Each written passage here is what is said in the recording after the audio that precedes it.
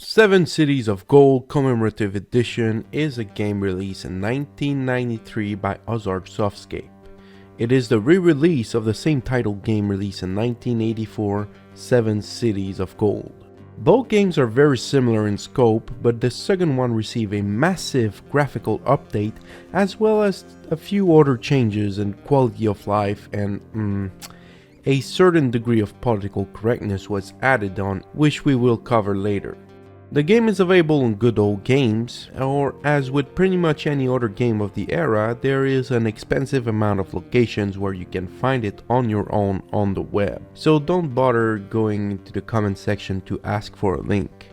Since it is a DOS game, we can quickly get it to run to perfection on DOSBox, and I will recommend to boost up the cycles to 25,000 unless you really enjoy a snail pace. The 1984 version is on Atari, Apple II, Commodore 64, Macintosh, and Amiga.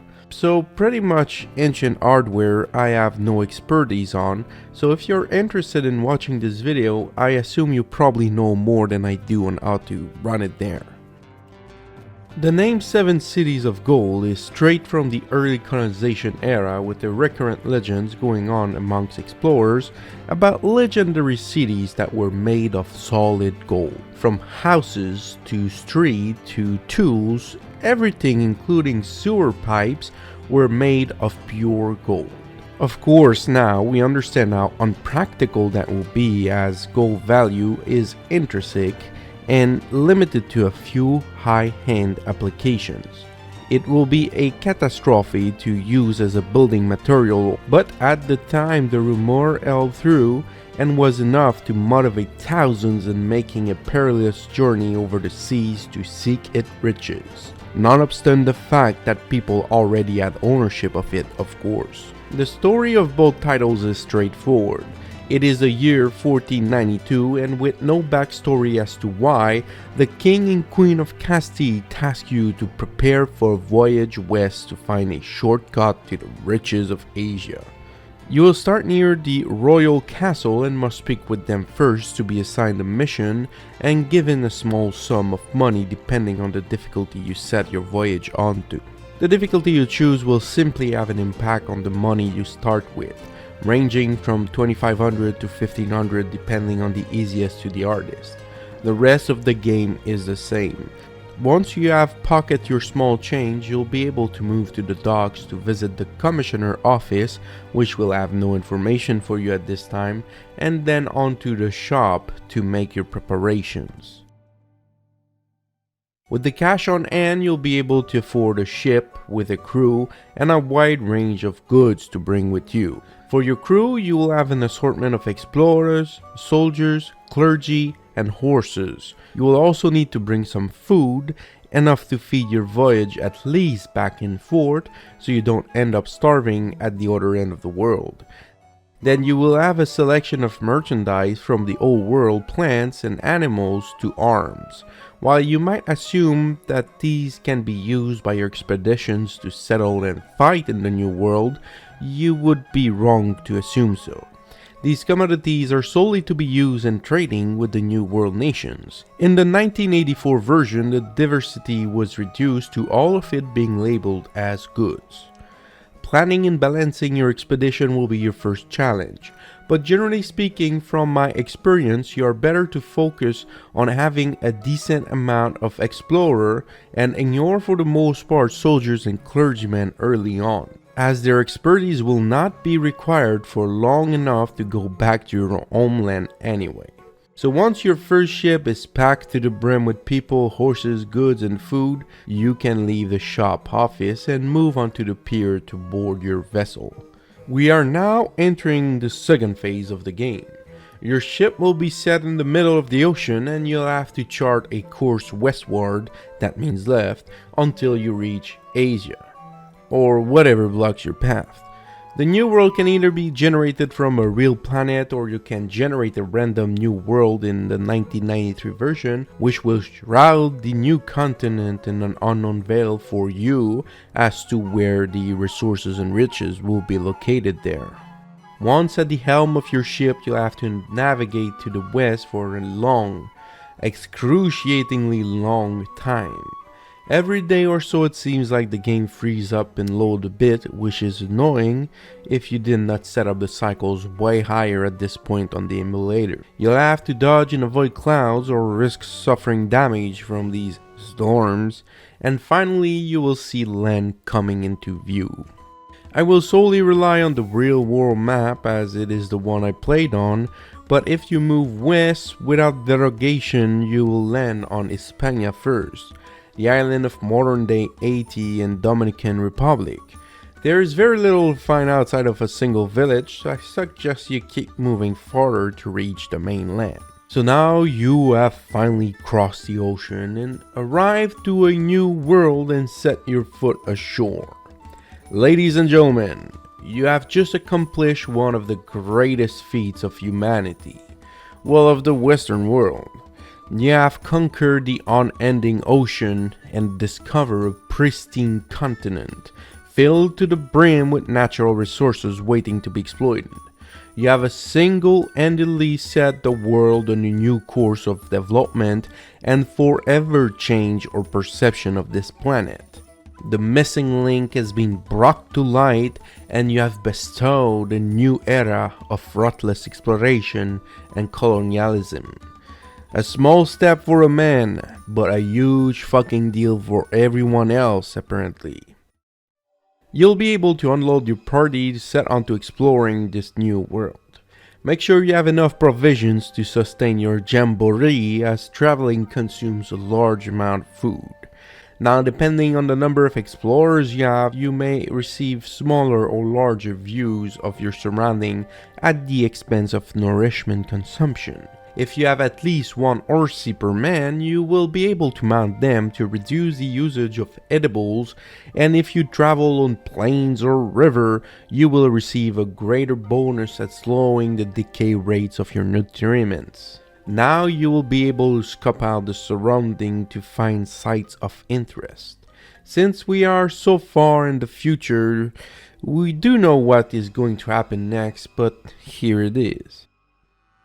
The new world you found is already inhabited by native civilizations, so we will have to talk about them a bit. Depending on your location when you land, you will have a wide diversity of cultures that will have settlements spread across the map. From the world view, you can see the development of each encampment going from simple farming villages to sophisticated advanced sites. There are also a few random locations dispersed on the map like burial mounds and gold mines that we will investigate later. The cities offer a bit of an insight from the artwork that is used, and this is slightly important as it will dictate the value of the gift you can offer. Farming villages will appreciate old world food, while hunting civilization will be hungry for armament. Having the right goods to trade with the village will give you an edge on establishing a good relationship. To trade with them, you simply have to walk your avatar onto the city and you will be transported into the village. Once there, you'll be able to walk around the village. Each village will be kind of different to a certain extent. The houses and decoration as well as the vegetation is different, but in a lot of cases it feels completely out of place as to what you would expect. For example, you can walk into a Mesoamerican location and find teepees or longhouse and totems, which are cultures native further to the north. The representation of inhabitants is also wrong. They're all stylized from stereotypical Sioux appearance and all carry tomahawks as weapons. So it feels out of place when you're visiting an Inca city and everybody appears to be out of a spaghetti western. I think I know the reason as to why there's so little diversity, and it stems from the previous iteration of the game where everything was static for every tribe since, well, you know, all stuff had very limited graphical capacity as you can see. When you enter a village, you will have to find your way around to the chief, which is the same guy with a spear in every village, and walk into him to engage conversation. Also to add in at this point, I don't know why, but I find the music and graphic mix of being a village very creepy to me. It's just something, man, about this. It gives me goosebumps. Speaking with the chief will give you an interactive window. You can offer them some of the goods you brought with you and you can gauge the response of the chief. If they are pleased, you can continue to offer until they take it as a token of trust, which I think is a threshold to trade with them. On the other hand, you can always beg them to trade, which I've never seen to get to work, or you can plain threaten them to force to trade at the cost of souring relationship. Once you have completed any action and you get to the open trade screen, you'll get an interface similar to the dock back in Spain. There's an additional screen for New World resources, which will be the only interesting one for you. You will want to move as much as possible from the village to your inventory to be able to make a profit on these goods. Each goods will have a value associated to their weight available in the manual, or if you're like me, on GeoG forum by a post made by the Minion. Additionally, some societies are much more hostile to foreigners. If you land on the east coast of North America or you visit some Pueblo settlements, every inhabitant will get their axe out and start chasing around to murder and scalp you. To battle them either in self-defense or self-interest, you simply have to change your weapon stance from Magic Wand to Genocide Maker and walk into those fucking savages. If you have a decent amount of soldiers in your party, you'll make a quick waltz of those pesky natives and be able to threaten the chief to loot and pillage. Going down this path will have some consequences. Keep in mind, first you'll be constantly harassed and ambushed by these savages while traveling around on the map, and I mean it, constantly. There is an easy way out from all of these ambushes. You just have to hold down and left to run to the hills, but it's still very annoying in the end. But if you keep bullying the natives, you'll eventually receive a letter from the king, asking you kindly to stop being an asshole and make sure the goal follows. Talk about mixed flag here, baby. But we know exactly why the king sent us here, and no, not for the coochies and the gold, but to set up permanent settlements. I think. Regarding the manual for this game, I think the objective is to build 3 forts, and 1 mission, and 1 colony. You see, I think it is, but I have no proof, so I did the objective and went to the king, and he didn't give me anything special but a regular out-of-the-mail title. So I don't know. But there sure is different colonies for you to experience in this game. If you're on the world map, you can hit control and drop off men on site. If you drop nobody, you'll get a cache of goods that will stay on the location permanently. But if you drop a single person, you'll get a camp. A few more and you'll get a station. And even more, you'll get better colonies depending on the composition. And here come the cleric and soldiers, as your camps will need them to develop to higher tiers. If you have 70 people with at least 22 soldiers, you will get a fort. 150 people with at least 10 clerics, you'll get a mission. And 301 people with at least 5 clerics, you get a colony. These do nothing else. They produce nothing of value. In fact, their only use is to drain your food stocks, as the only way to keep them alive is to give them food, as they will never be self-sufficient in that regard. So make sure you pack up some food for them when going home, because you'll need a ton.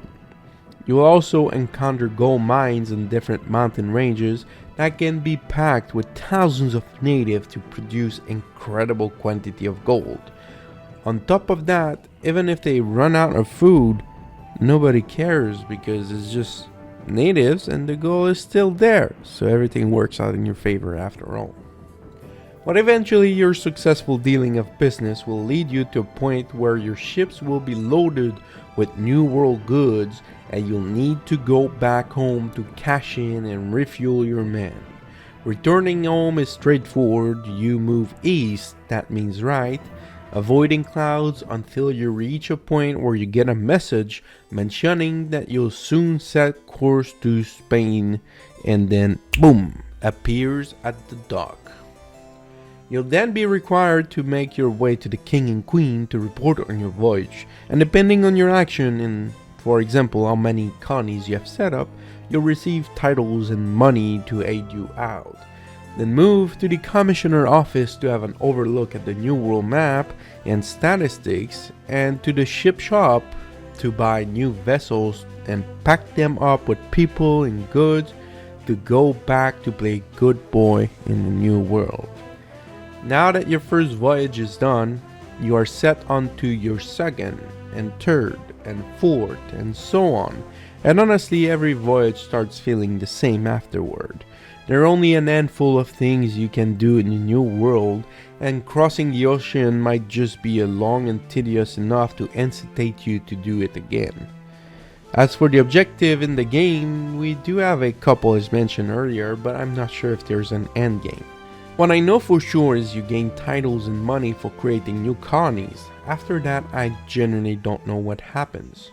I just could not get myself in good enough spirit to actually pull out a fifth and so on voyages. It was just too much grinding at that point. Once you find a few get rich quick schemes, there isn't much diversity to the game. Additionally, after my search in the New World and on the World Wide Web, it seems like the 7 cities of gold, as the title implies, do not exist, at least in the 93 version. In the previous iteration, there were a few locations that had unbelievable riches, but I'm only going from what I've read on the web here, so there might be very rich, expensive cities in the New World, just probably no one ever found them, so let me know if you did. Now I'll give you a few strategies from my observation. Soldiers and clergymen are both expensive and have very limited use in the game. Their main function is to convert colonies to fort and missions in order to accomplish your objectives. The soldiers have a limited use if you're playing aggressively against natives. And once you find out old world plants is the single best gift for most native civilization, you can just pack 8,000 of them and spam them around. In fact, once you find a gift the chief likes, just keep pressing Alt key to keep repeating the same action and quickly build a trust with the chief. When trading with the chief, make sure you grab all the food they have. As for the New World resources, I recommend to prioritize New World plants, then artifact, then gold, and 4 gold spies. This is due to the weight to price ratio is almost 2 for the New World plant and 0.4 for spices. Seems like people really love them tobacco back home, and spices just occupies a lot of room for almost no value.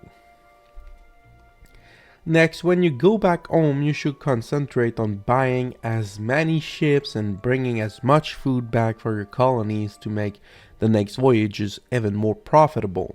Because expanding the amount of ships you have in the fleet allow you to bring back way more New World plants and artifact and gold onto the next voyages to make even more money to be able to purchase more people and more food onto your next voyages and so on and so on. But generally speaking, I am very certain most of my audience will do perfectly fine on this game. Once you get the twist of not being a baddie, because yeah, being nice is the way to make the money printer work in this game, you just have to land in Inca land and give them old world plans, and you can print as much money as you can ship back to Europe. But you know, that is quite controversial in itself, apparently being nice to natives. And usually I'm not really the kind to get into political correctness and shit, but I feel like I should be doing it for this game as it has an extensive amount of red herring and shit baiting everywhere I look, which is fucking amazing for a game almost no one talk about. I might just be the first person to make a long, exhaustive video review of it, and here I am picking on these dumb little details. And all of that for just 20 cents in ad revenue. What the fuck has my life become? So the most recurrent complaint I've seen people is complaining that you have to be nice to the natives, unlike the 1984 version. And to you I say you are dead wrong. You can bully and massacre the native as much as you like and loot them. The difference here is they'll put up quite a fight against you, and well, the king will let you know that shit ain't cool, yo. But nothing stops you from crushing them under tight iron grip and squeezing all the gold juice you want and pressing all the native and deadly gold mines until starvation. If anything, this is what the game encourages you to do most of the time. The game has no regards for natives, no cares for their culture or diversity. They're employed as faceless and nameless grunts that will know everything on the continent when you ask them for it, and they will willingly work to death in mines without a single complaint.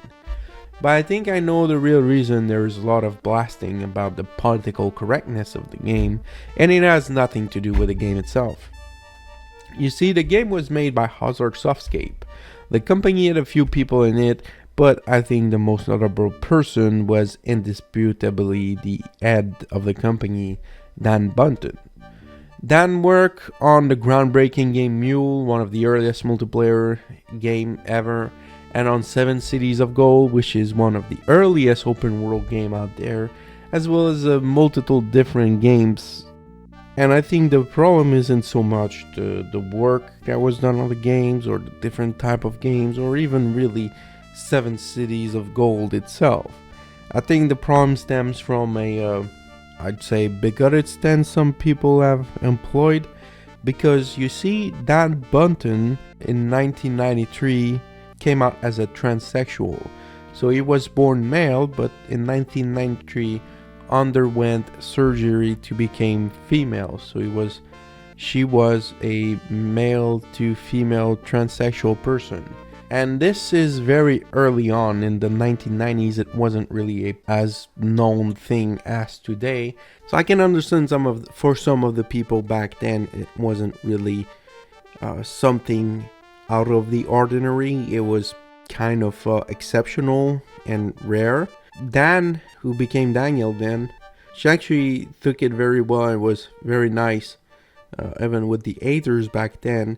And she did a couple of jokes. Just for example, in the Wikipedia, one of the most famous joke she said she did a transition to better the ratio of male to female workers in the video game. According again to Wikipedia article, advised people to not undergo sexual reassignment surgery because she had regrets. So I generally don't know. To be honest, from my own personal stance, I don't care if you're transsexual or not. So yeah, I actually don't really care if someone is transsexual or not. I care more about what they're saying and what they're making, if they're working in the game industry, than to actually what identity they're using or whatever. I really don't care that much. But I know that some people take it very seriously and can be very offended on both sides, so both ends seem to be unreasonable in my perception. Me personally, I'm very individualistic when it comes to that, and I don't give a fuck. Just don't bother me with it, right? So if you're transsexual, it's fine with me. If I mispronounce your gender identity, then you gotta cope with it, not me. So I think both extremes are very fucking annoying when it comes to that. But I think that Daniel was not really, like, it was before that era of hyper extremity ideological things that's going on nowadays. But yeah, it seems like most complaints stems from the fact she was one of the early transitioner. She was working in a very male-centric domain. Let's say video games back in the 90s were very male-centric. So it's probably where most of the commentary about the games come from her sexual identity. And so I really don't care what she identifies as. Well, I think that explains a lot about all the commentary for such an obscure and dark title no one seems to be playing anyway. So, whatever at this point, right? But ladies and gentlemen, this was the review of 7 cities of gold. As requested by Gemelius Grammaticus for a little while now, multiple times he asked me, so here it is, Gemelius Grammaticus. Otherwise the game is pretty cool, although fairly limited in what you can do, so once you do a couple of voyages it starts feeling the same every time. Not really a lot of objective except maybe explore 100% of the new world, but I don't have the patience for this. Anyway, hopefully you've enjoyed this quick review, and if you did, make sure to drop a like and subscribe for more, because you can always go and check my Imperialism 2 review that I've released recently, and maybe I will finally finish my work on Expedition Conquistador that I've been working on for a long time now. Thanks for watching, and see you next time.